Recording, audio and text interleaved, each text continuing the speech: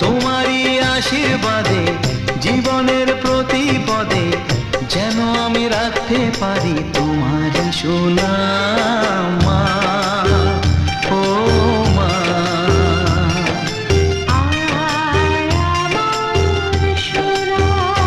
ও স্নেহের ছায়ায় ভালোবাসায় ঢেকে রাখে যে, অনেক জ্বালাশয় বুকে জড়িয়ে রাখে যে, তারই আঁচলে মুখ লুকিয়ে রেখে জীবন আমার কাটিয়ে দেব তোমায় দেখে মা।